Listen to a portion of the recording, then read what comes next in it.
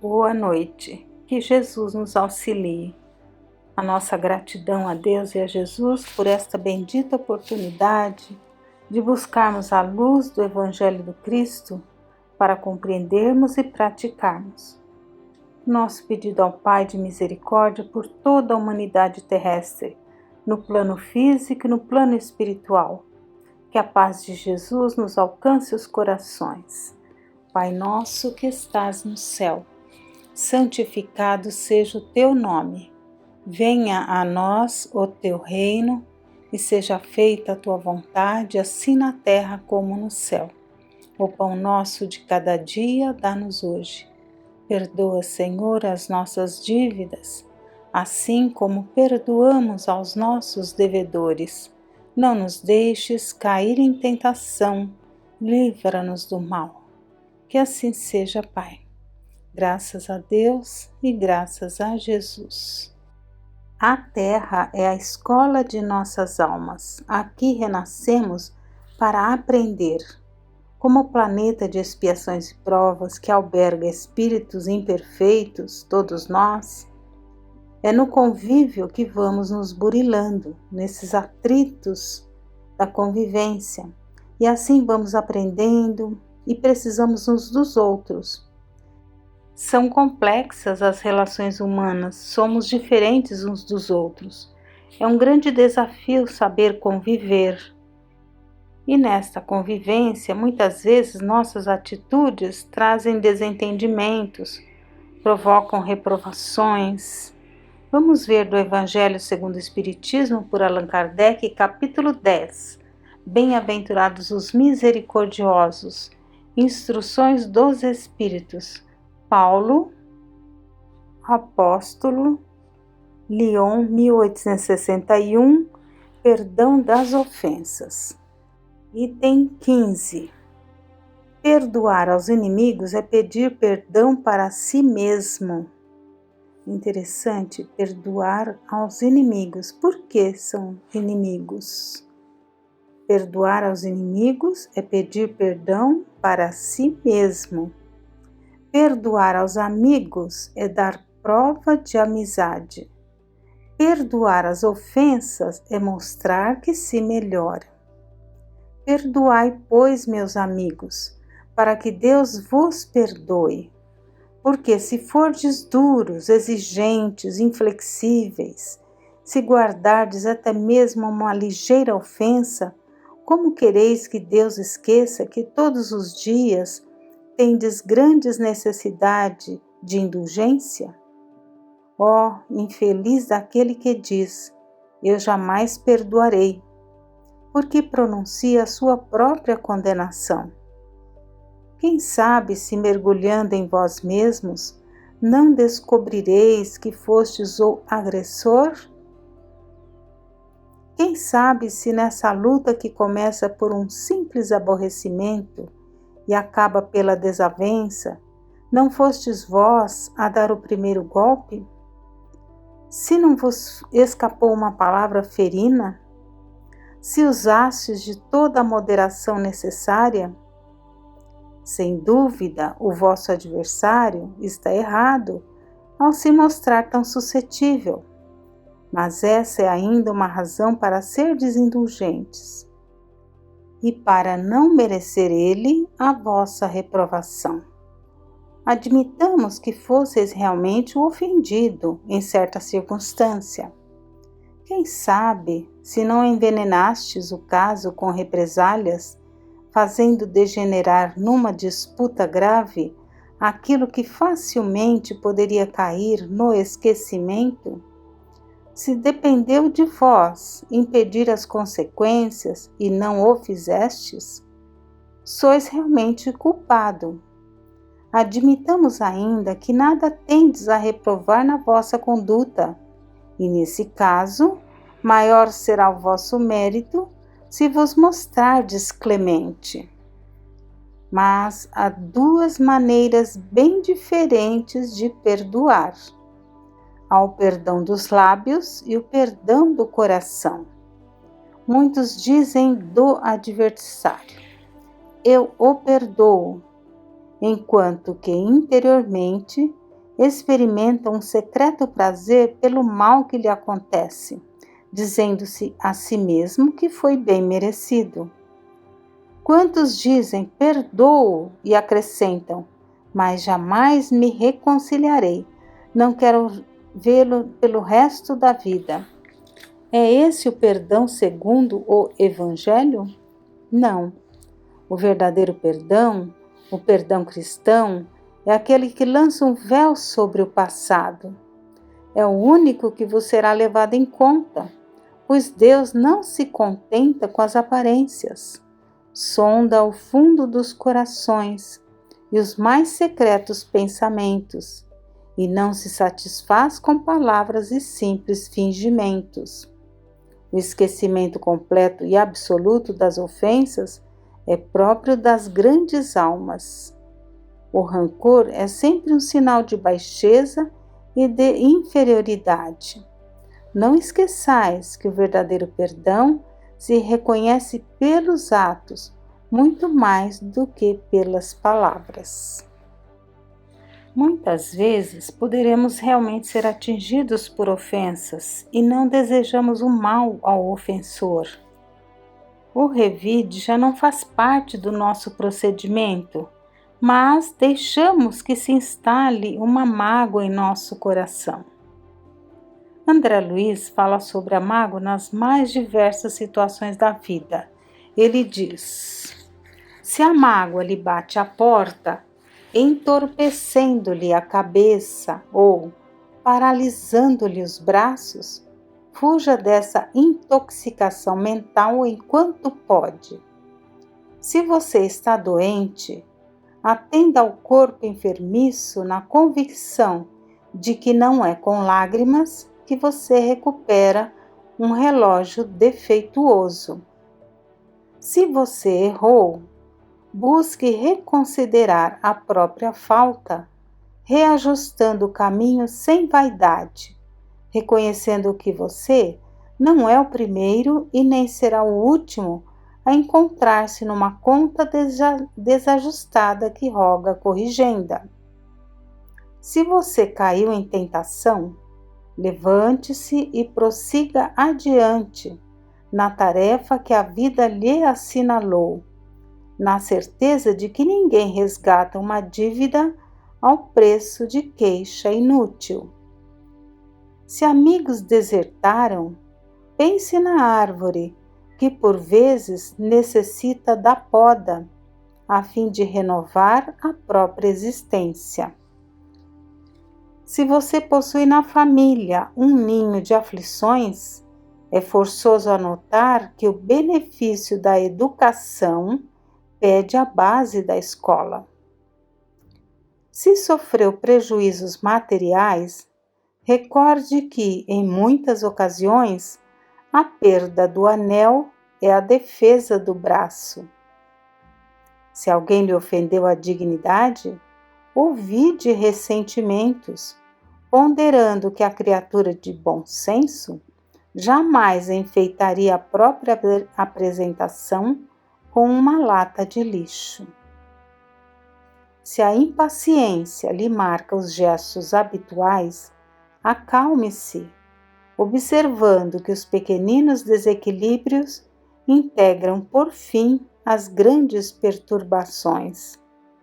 Seja qual seja o seu problema, lembre-se de que toda mágoa é sombra destrutiva e de que sombra alguma consegue permanecer no coração que se acolhe ao trabalho procurando servir. André Luiz. Vale aqui ponderar sobre várias colocações de André Luiz. Considerar a mágoa como uma intoxicação mental que nos entorpece ou paralisa. A enfermidade necessita da busca da saúde. O erro requer a corrigenda. A tentação, se caímos na tentação, é levantarmos e prosseguirmos com as nossas tarefas. O afastamento de amigos vai trazer uma renovação, outros surgirão. Se a família é um ninho de aflições, como ele disse, aproveitemos para nos educar nos bons sentimentos.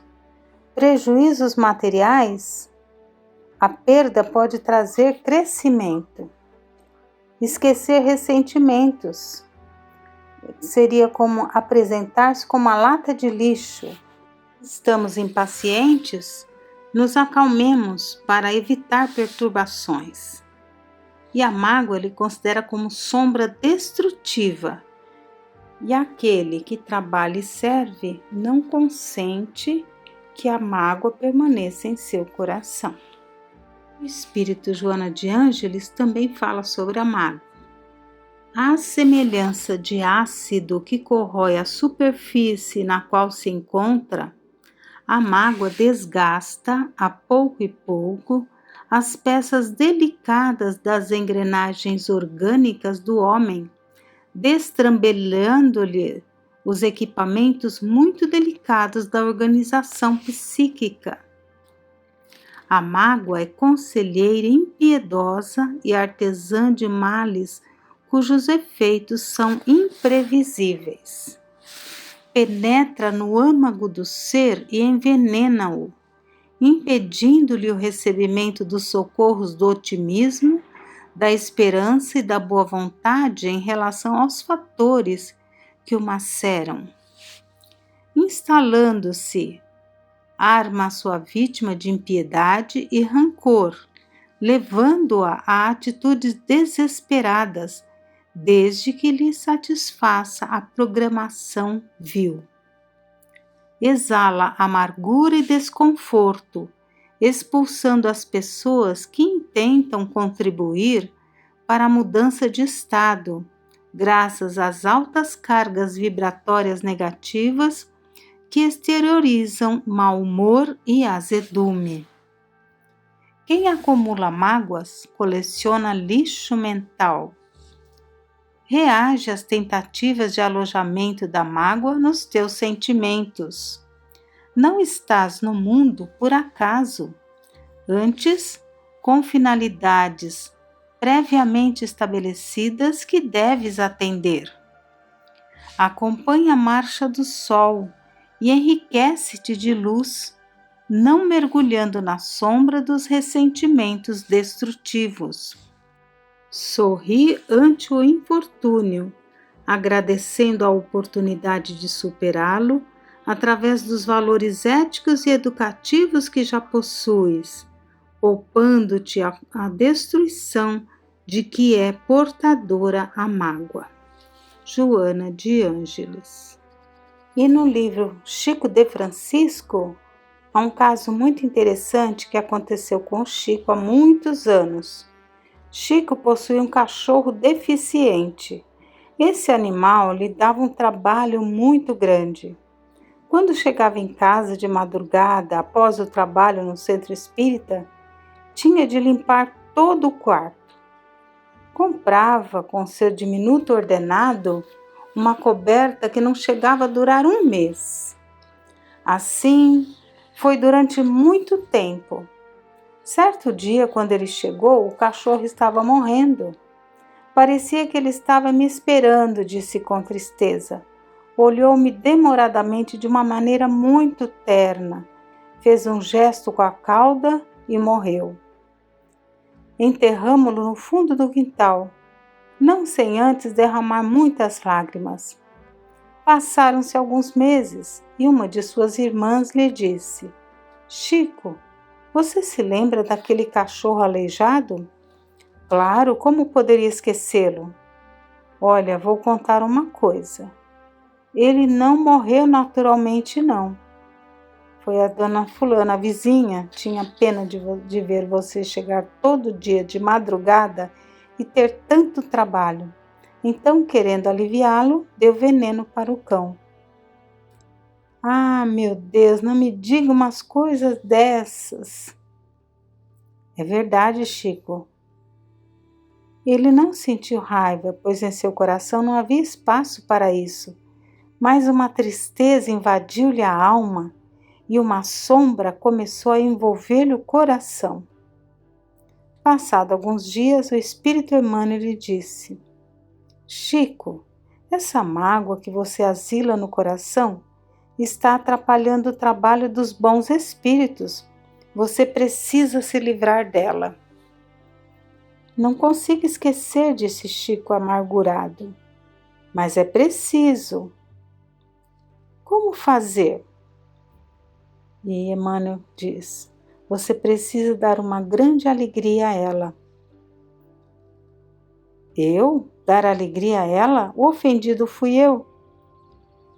A receita não é minha, Chico, é de nosso Senhor Jesus Cristo.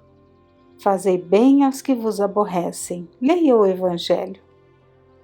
Obediente e resignado, Chico procurou descobrir o que a pessoa gostaria de ter e não tinha. Era uma máquina de costura.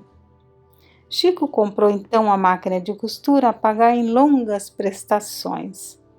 Quando foi visitá-la, a pessoa estava tão feliz que quando viu Chico chegando, correu para ele e lhe abraçou com tanto amor que uma luz intensa se desprendeu dela e o envolveu da cabeça aos pés. Quando ela soltou o abraço, a sombra havia desaparecido. Eis aí uma receita para quem ainda carrega mágoas no coração. Então, como disse Emmanuel, fazei bem aos que vos aborrecem, que está lá no Evangelho. Então, ficam aqui estas reflexões sobre a mágoa, que poderemos considerar como sendo semelhante à ferrugem, que destrói metal. A mágoa sorrateiramente vai se apossando dos sentimentos e quase sempre instala a aversão, estimula o ódio, produz o desequilíbrio na mente e também consequência no corpo físico. É considerado veneno, gerando altas cargas tóxicas.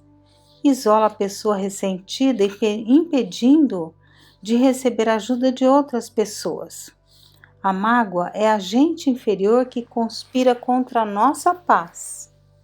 É necessário combater e vencer esse sentimento de mágoa com leituras edificantes, preces, pensamentos salutares. Não valorizemos as ofensas, guardemos nossa paz e equilíbrio, renovando os propósitos para o bem. Superemos a mágoa tratando bem o ofensor. Estaremos assegurando nosso bem-estar emocional e físico. Nos lembremos de Jesus, perdoar 70 vezes 7 vezes. Exercitemos então a compreensão, a tolerância e o perdão. Que Deus nos abençoe.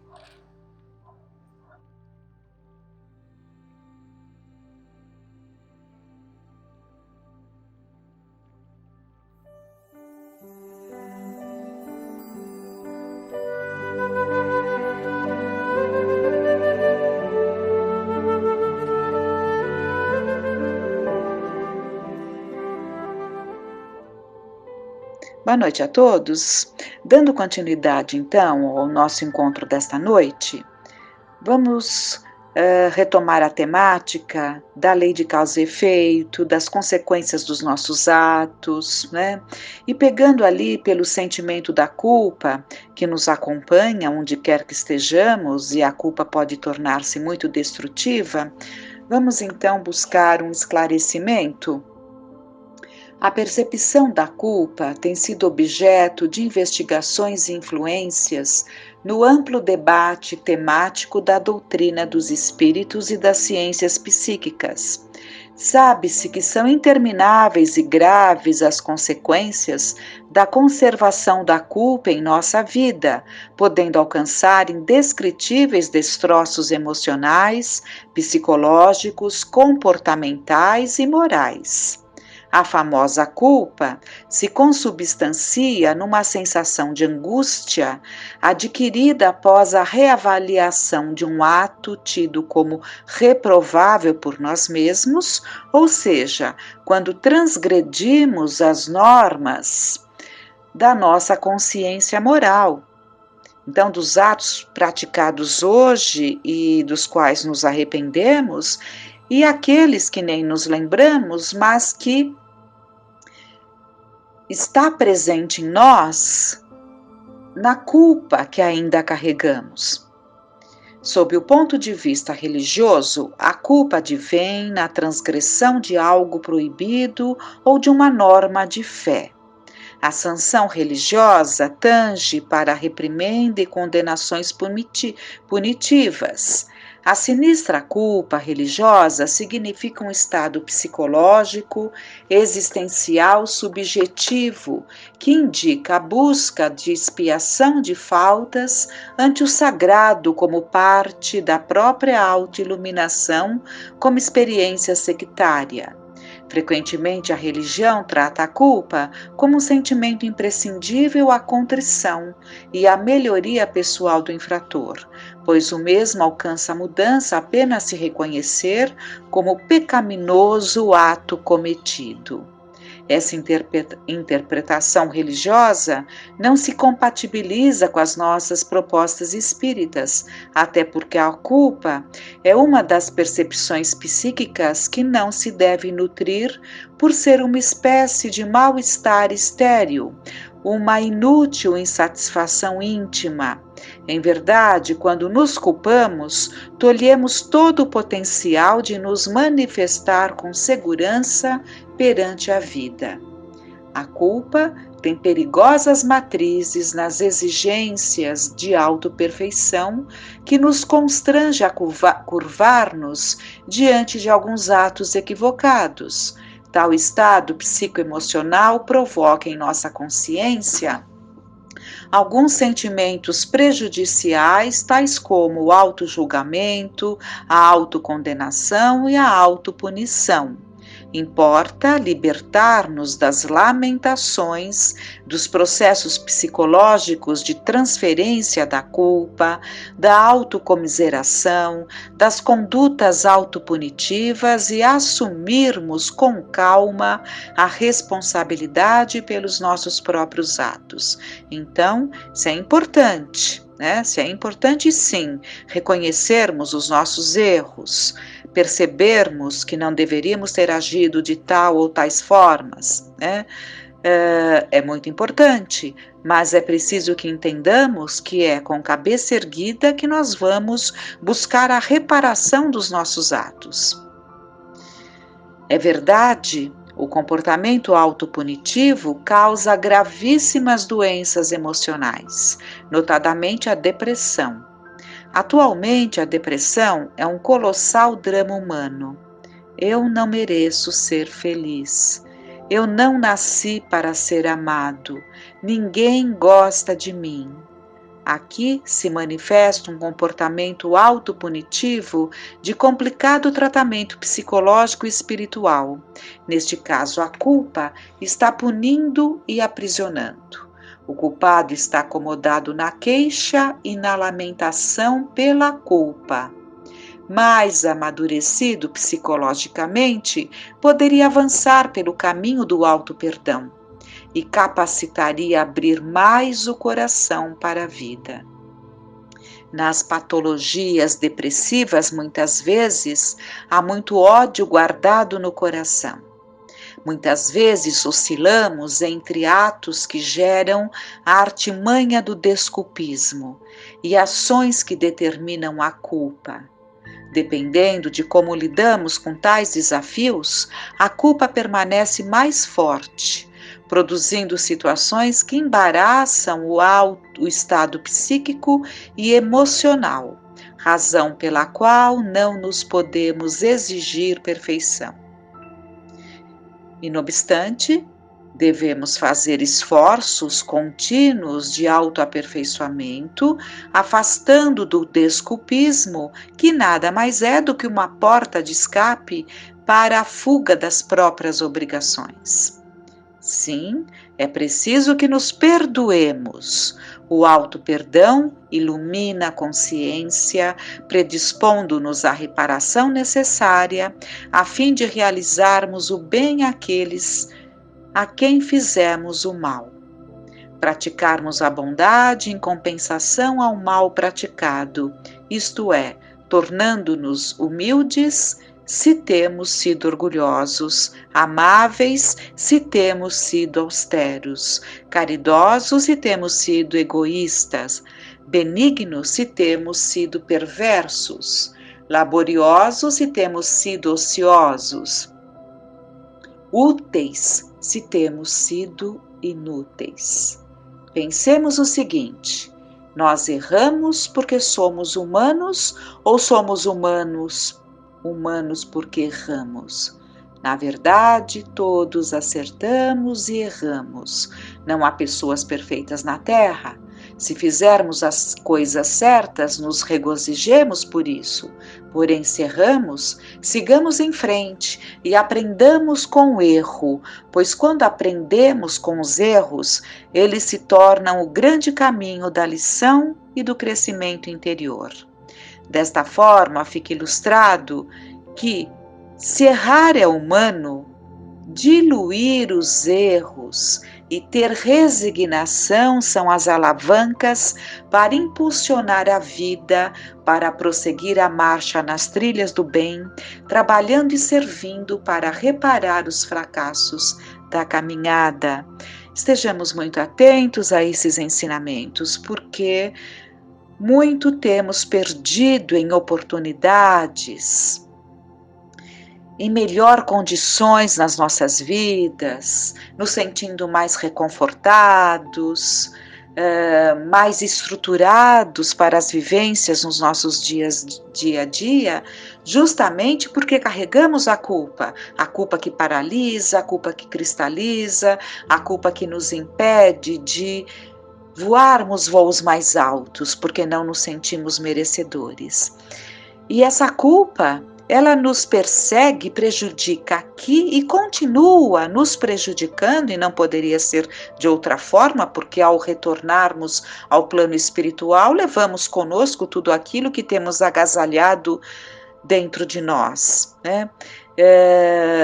E nós vamos ver um exemplo do livro Ação e Reação, de André Luiz, que foi um livro escrito para deixar bem claro essa ideia da lei de causa e efeito, das consequências dos nossos atos, tão bem trazida por Allan Kardec na revivência dos ensinamentos de Jesus, na medida em que ele nos trouxe a cada um segundo as suas obras. Ninguém sairá de lá até pagar o último ceitil. E assim vai, né? Então, nós vamos ver no livro uma passagem que nós temos no capítulo 2, um trecho. Logo após, o orientador fez vibrar pequena campainha e a assembleia se colocou à vontade para a livre conversação. Que assembleia era essa? Uma assembleia de espíritos com muita dificuldade, que estavam sendo assistidos naquela casa por aquelas equipes, preparando-se para o retorno, e eram espíritos muito endividados, e muitos deles trazendo muitas culpas, muitos temerosos, outros muito desejosos do retorno, né, para dar um outro segmento às suas experiências. E num determinado momento, um moço de expressão simpática abeirou-se de nós, relata André Luiz, e depois de saudar-nos afetuosamente, observou inquieto: instrutor amigo, ouvindo-lhe a palavra educativa e ardente, fico a cismar nos enigmas da memória. Por que esse ouvido para cá da morte física? Por que esse esquecimento para o lado de cá, né, após a morte física? Se tive existências outras antes da última, cujos erros agora procuro reparar, por que razão me não lembro delas? Antes de partir para o campo físico, na romagem que me fixou o nome pelo qual hoje respondo, devo ter deixado bons amigos na vida espiritual. Assim como alguém que, viajando na terra de um continente para outro, comumente deixa no cais afeições queridas que não o esquecem. Como justificar a amnésia que me não permite recordar os companheiros que devo possuir à distância? Bem ponderou o interpelado sabiamente. Os espíritos que na vida física atendem aos seus deveres com exatidão, retomam pacificamente os domínios da memória, tão logo se desenfaixam do corpo denso, reentrando em comunhão com os laços nobres e dignos que os aguardam na vida superior para a continuidade do serviço de aperfeiçoamento e sublimação que lhes diz respeito. Contudo, para nós, consciências intranquilas, a morte no veículo carnal não exprime libertação. Perdemos o carro fisiológico, mas prosseguimos atados ao pelourinho invisível de nossas culpas. E a culpa, meu amigo, é sempre uma nesga de sombra, eclipsando-nos a visão. Nossas faculdades mnemônicas, relativamente às nossas quedas morais, assemelham-se de certo modo às conhecidas chapas fotográficas, as quais, se não forem convenientemente protegidas, sempre se inutilizam.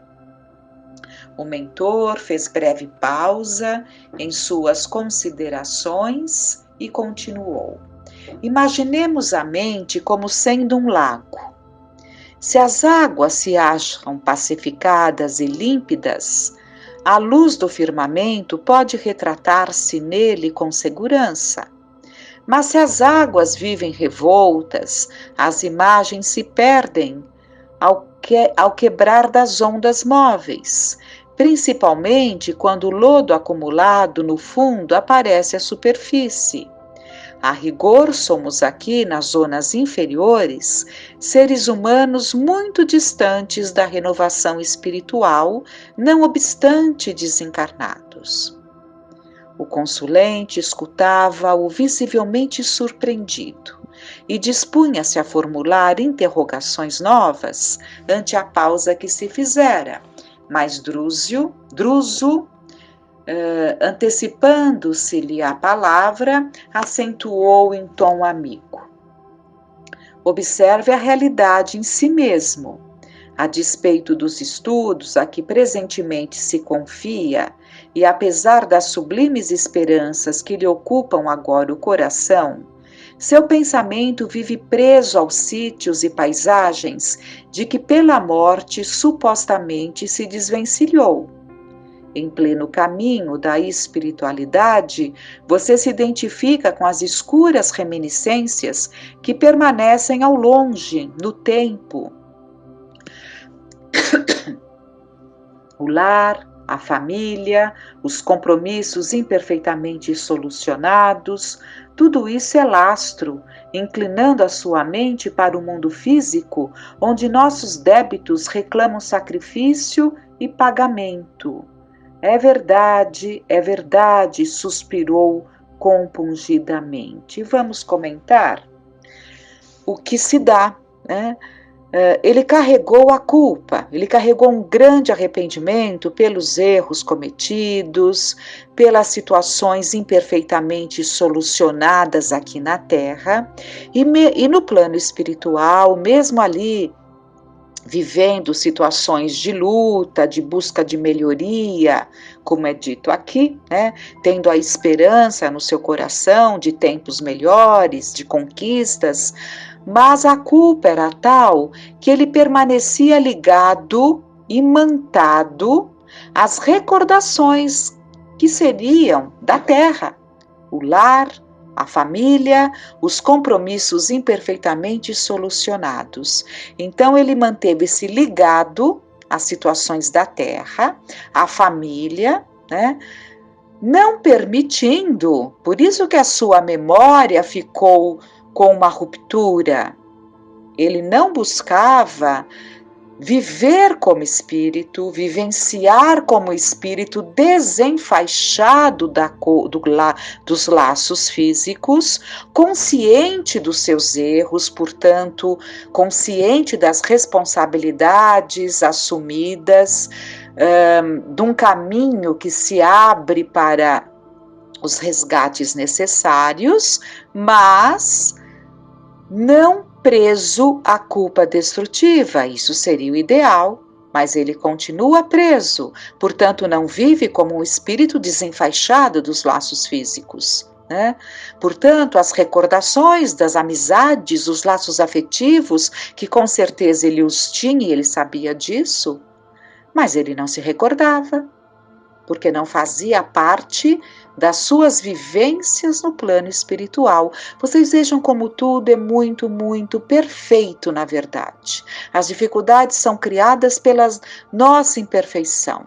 Aquele que retorna ao plano espiritual com a mente pacificada, ele vai logo se adaptar e recordar-se e alimentar-se daquelas vibrações amorosas, daquelas presenças queridas. E, continuando, mas o instrutor prosseguiu.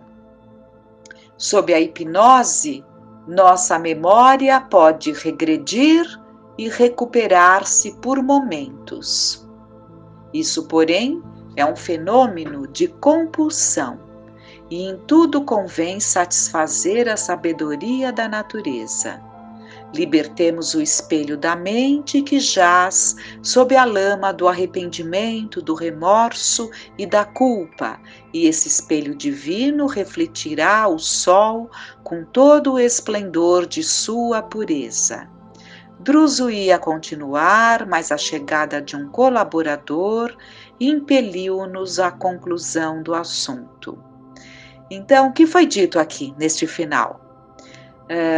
Que, sob a hipnose, ele poderia ser levado a recordar-se, poderia se aplicar um processo terapêutico hipnótico e ele se recordaria, mas, por bem, era melhor que tudo viesse natural, né? Respeitando a sabedoria da natureza.